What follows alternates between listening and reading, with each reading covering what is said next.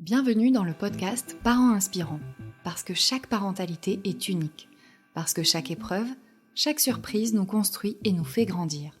À chaque épisode, découvrez des histoires de parents, leurs aventures, leurs galères, leurs rêves, les événements qui ont un jour changé le cours de leur vie.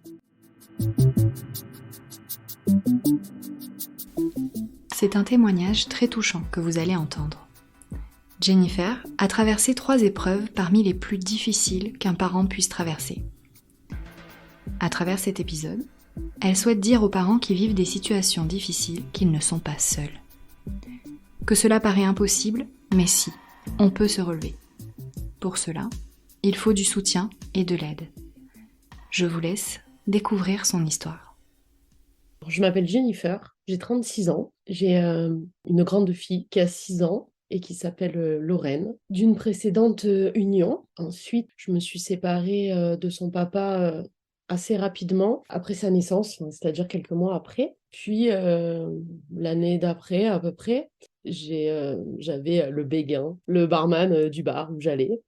Il a fini par céder. Et voilà, c'est devenu mon mari, puisque ça va faire 5 ans qu'on est ensemble et que ça fait un peu plus d'1 an qu'on est mariés. On habite en Corse depuis quelques mois. On a quitté le Var pour venir s'installer ici dans un petit cocon, un petit nid d'amour d'ailleurs. C'est une terre thérapeutique, la Corse. Ça fait beaucoup de bien. Et on en avait besoin de ce bien.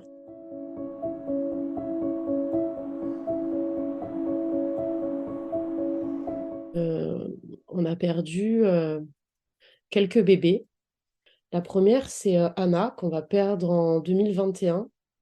Je suis enceinte, c'est ouf, parce que je suis tombée enceinte le jour même où j'ai enlevé le stérilet, donc c'est un truc de dingue. Et c'est trop bien, quoi. J'ai trop envie d'avoir un enfant avec mon mari, quoi. Mais bon, c'est peut-être pas trop le moment à ce moment-là, mais bref. Je suis enceinte, on est trop contents. On est tellement contents que le jour où on va faire l'échographie T1, l'échomorphologique, à 3 mois de grossesse, on rigole et tout, on est là, on est bien, on est des bons vivants, nous, enfin, on aime se marrer, quoi. Hein. Et en fait, il y a un problème. Il y a un problème, on est envoyé direct à la Timone.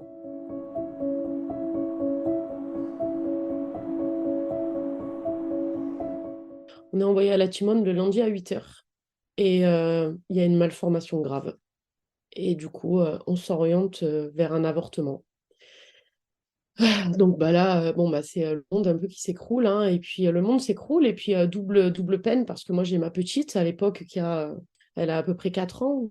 Et il va falloir lui dire que le bébé, il est malade et qu'il va devoir partir. Donc, quand même, voilà, sacrée épreuve.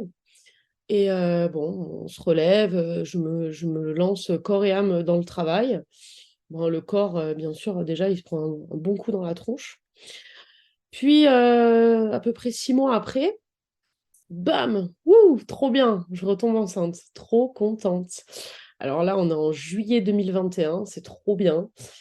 On fait une virée en bateau, tous les deux en amoureuse, chose qu'on ne fait jamais, parce que quand on est en repos l'été, on a les enfants. Mais là, on a décidé de passer un petit peu du temps tous les deux. Donc, nos enfants respectifs sont avec leurs parents. Et on se fait une grosse virée à Cassis et tout. C'est trop bien. On se loue un bateau. Bref, je tombe enceinte.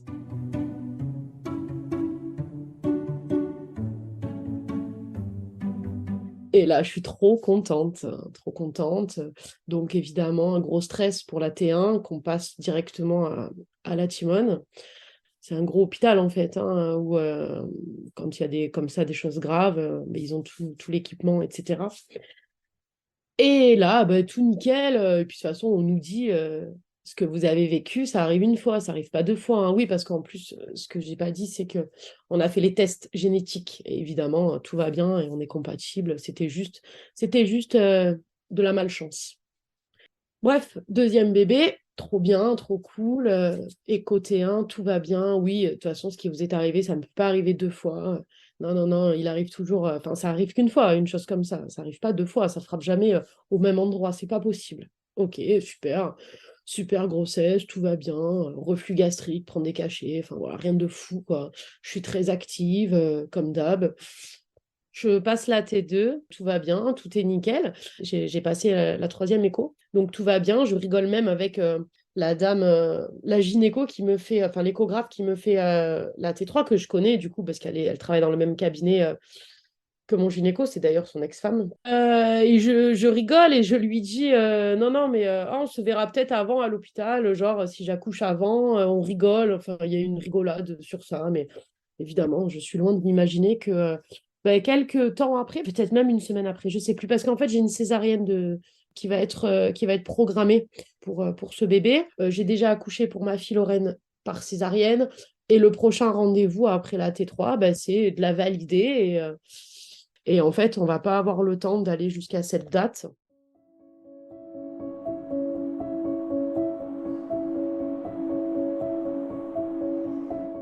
Parce que je pense que quelques jours après la T3, je me réveille un matin, j'ai très mal au ventre.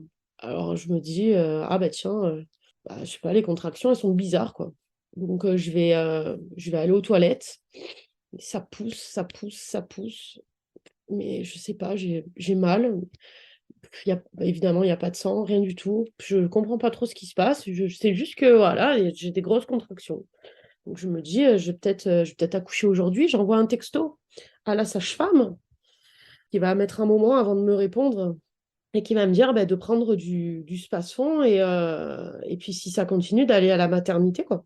Bon, j'attends, je reste allongée. Ma fille Lorraine, elle est malade, elle est sous cortisone. Donc on s'était réveillé dans la nuit et puis on s'était recouché tard. Donc la pauvre, elle dort à côté de moi. On va comprendre qu'il va falloir aller à la maternité, mais moi je le prends plutôt cool, puisque de toute façon j'ai déjà accouché une fois et j'ai mis presque 20 heures à accoucher. Donc à quoi bon se dépêcher, quoi.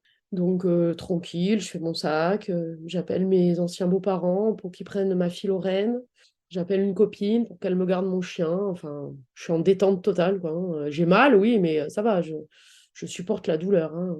Donc on prend la voiture, on amène ma petite. Je me souviens que mon ancien beau-père, que j'aime beaucoup, il me voit descendre de la voiture. Il me dit, qu'est-ce que tu fais? Reste dans la voiture. Non, mais ça va, Jean-Marc. Oui, bon, voilà, je, je vis, quoi.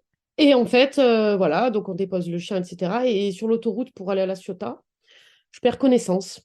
Je me dis, c'est la force des contractions qui font que voilà, j'ai perdu connaissance. Je commence vraiment à avoir de plus en plus mal, hein. J'ai le ventre, c'est du bois, quoi. C'est du béton. Non, même pas du béton, du bois, quoi. Il est dur. Mais ma foi, je sais pas, franchement, je m'inquiète pas. Je sais pas pourquoi. J'ai pas ressenti les choses comme il fallait. J'arrive et en fait, ils m'ont prise de suite en charge, de suite monitoring. Là, en fait, ils n'entendent pas le cœur du bébé. Ils comprennent avec mon ventre qu'il y a un problème, que je suis en train de faire un hématome rétroplacétaire. Donc là, je vois l'infirmière, non, pardon, la sage-femme qui tape dans le bouton urgence, les portes battantes qui s'ouvrent. Je vois ma gynéco qui arrive et je vois que tout le monde panique. Mais je suis pas inquiète, quoi. Je sais pas pourquoi je suis pas inquiète. Je sais pas, Bon, il m'enlève ma robe, il m'enlève, j'ai une petite perle au cou. Faut vite partir au bloc, vite, vite, césarienne en urgence. Je comprends pas trop, je comprends rien en fait. Il m'intube, je me rappelle juste qu'on me tient la main et qu'on me dit allez, ça va aller, ça va aller, ça va aller, bam, plus rien.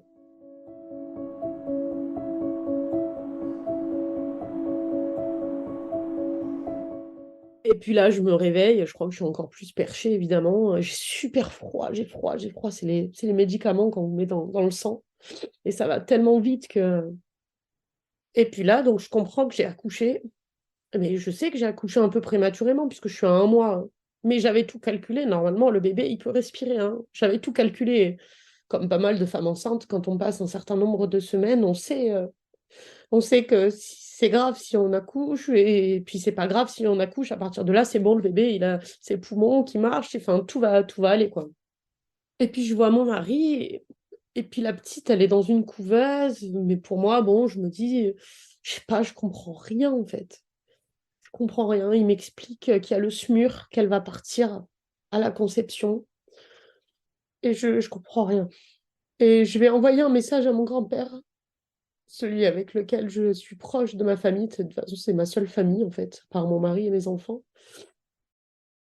Pépé, j'ai accouché, mais j'ai accouché un peu prématurément. Alors, du coup, la petite, elle va partir.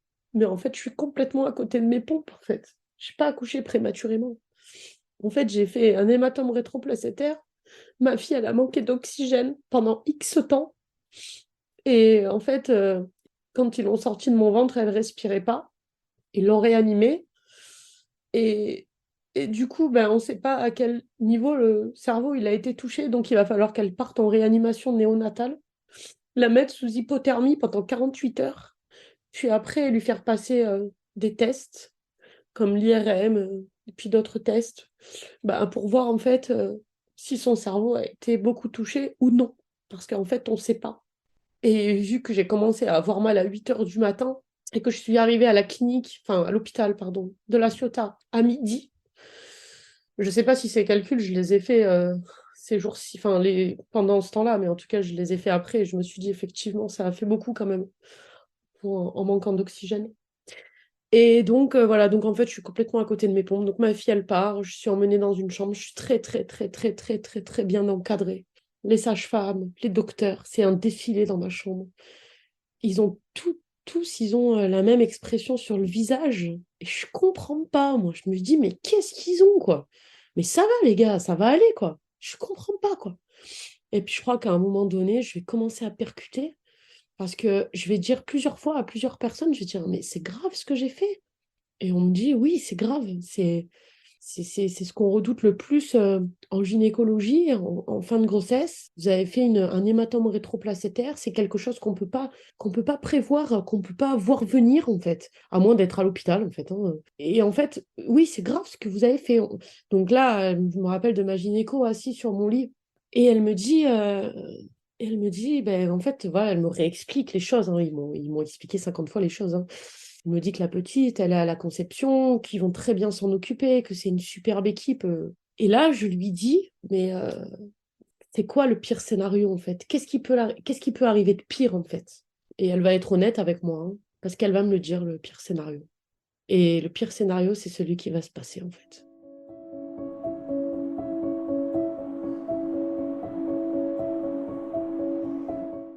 Le pire scénario, c'est qu'en fait, elle a manqué de trop d'oxygène et qu'elle pourra pas survivre en fait. Parce que, pas parce qu'elle a trop souffert. Mais bon, quand elle me dit ça, je me dis, bon, peut-être qu'il y aura des séquelles, eh ben, c'est pas grave, c'est ma fille, je m'en fous, je l'aimerais, je m'en occuperai, on s'en fout. On est loin de se douter qu'il va arriver le pire scénario, en fait, hein. Je suis à plus de 19 de tension, donc je peux pas partir à la conception rejoindre ma fille. Il faut qu'il me garde, il faut qu'il me transfuse, parce qu'ils m'ont enlevé un caillot de sang de 450 grammes dans mon corps. Donc, parce qu'en fait, je faisais une prééclampsie et que ben, j'ai failli mourir aussi. À une demi-heure près, je pouvais mourir. Mon mari, il va aller à la conception voir notre petite, et puis il va revenir dormir avec moi, mais on dormira que très peu. Je sais pas pourquoi cette nuit-là. Je veux pas éteindre la télé. Je lui dis, on laisse allumer, et je somnole, je bloque, en fait. En fait, c'est un choc. C'est un choc. Je crois que le mot choc, il est faible, hein.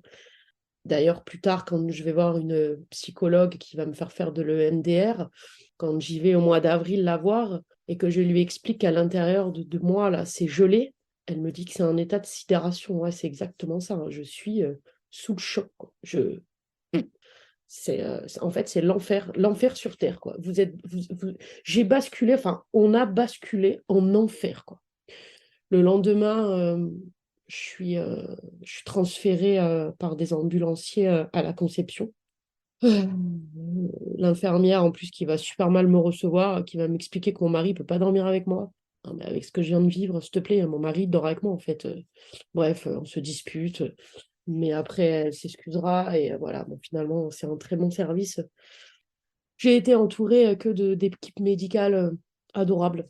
Bah, je pense que vous leur faites de la peine, hein, quand il vous arrive tout ça. Parce qu'à un moment donné, derrière la blouse blanche, il y a quand même un cœur qui bat. Et puis, ils font pas ce métier pour rien, quoi, hein. Mais voilà, tous les gens à qui j'ai eu affaire, s'ils m'écoutent un jour peut-être, merci. Voilà, franchement, merci.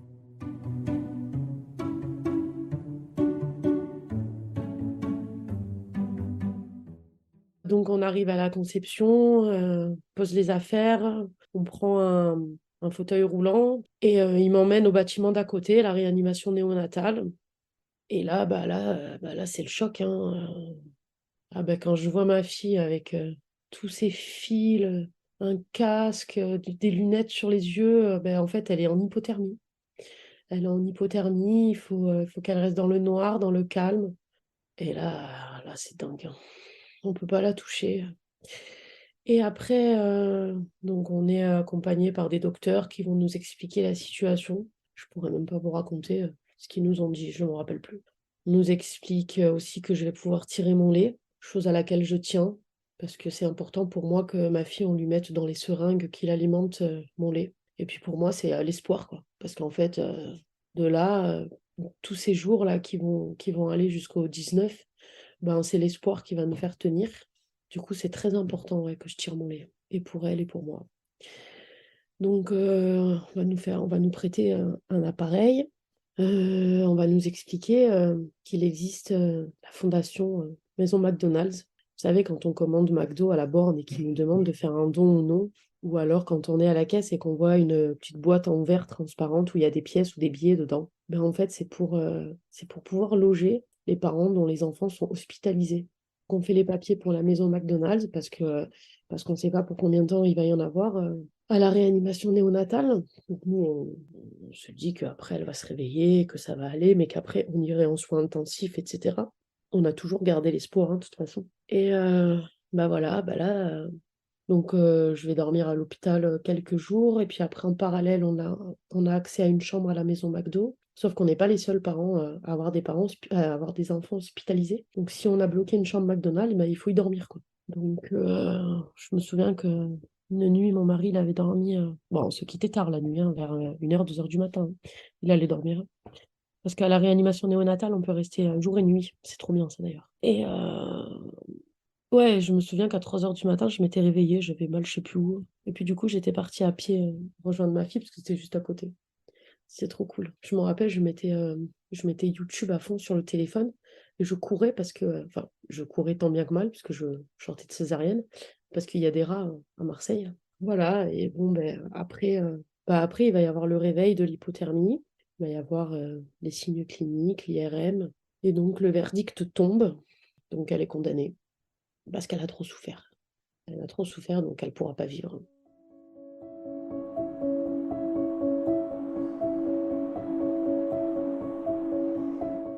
Elle va s'envoler dans nos bras le 19 mars 2022, au soir.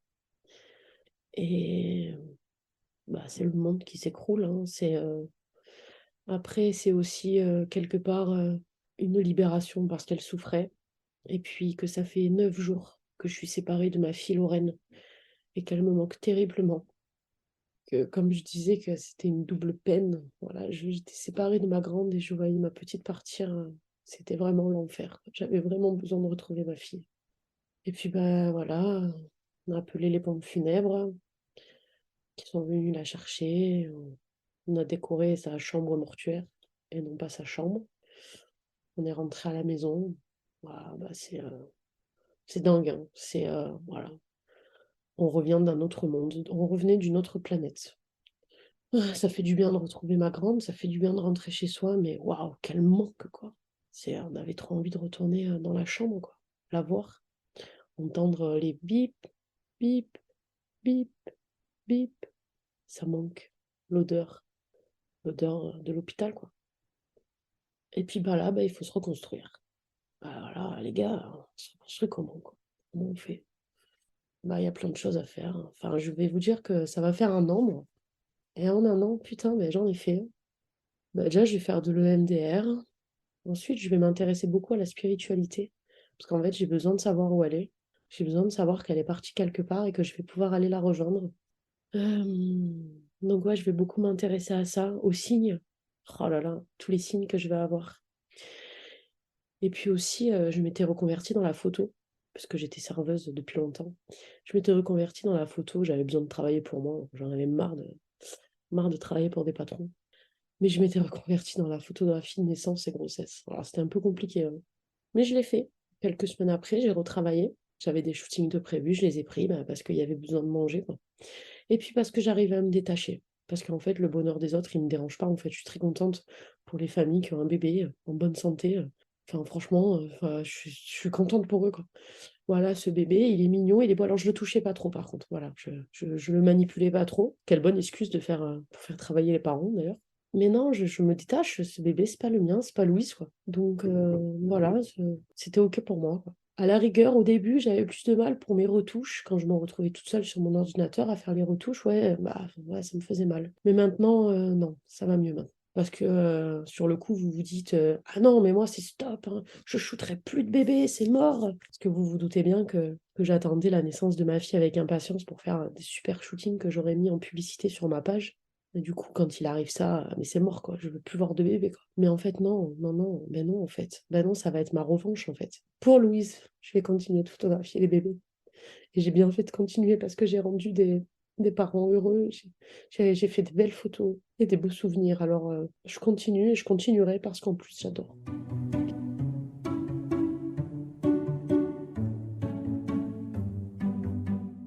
Après, on va prendre une décision radicale avec mon mari. On va dire, on va se dire, on en a marre de cette vie-là. Lui, il travaille dans un bar. On se voit jamais, c'est barbant, il en peut plus, pareil, dépendre des gens, du bon vouloir de la fermeture, de quand tout le monde aura terminé de s'éclater, on pourra rentrer à la maison. Ah, ouf, c'est bon, hein. Vous savez quoi, on n'a qu'une vie. Donc stop, en fait. En fait, j'ai l'approbation du père de ma fille de partir en Corse. Et du coup, bam, ça fait. Enfin, je pense que ça a vraiment pas mis longtemps dans nos têtes. Tous les deux, on s'est dit, on se casse. Voilà. Lui, son petit, ben, il viendra nous voir en Corse. Ça sera mieux parce qu'il travaillera plus dans cet endroit où il avait jamais de repos en plus, où c'était toujours compliqué. Parce qu'en Corse, ben, le rythme de vie, c'est pas le même. L'hygiène de vie, c'est pas la même. Donc, du coup, voilà. C'est une chose qui se passe d'ailleurs parce que le petit, quand il vient, son père, il a plus de temps pour lui. Donc, c'est très bien. Moi, ma fille se régale. Elle est très bien ici aussi. Voilà, comme je vous disais, la Corse, c'est thérapeutique. Donc, on est très bien. Bon, moi, j'arrive ici, forcément, la photo, j'ai pas trop envie sur le coup, donc je fais d'autres choses. Mais il est hors de question que je reprenne la pilule, parce que voilà, je suis pas contente, quoi. Je veux qu'on me rende ce qu'on m'a pris, même si je sais pertinemment qu'on me rendra pas Louise. Mais voilà, c'est mort, quoi. Non, je veux mon bébé, quoi.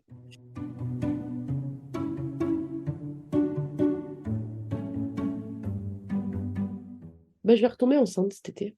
Je vais retomber enceinte, et puis alors, au premier symptôme, je peux vous dire que je le savais que j'étais enceinte, hein, parce qu'à un moment donné, votre corps, vous le connaissez.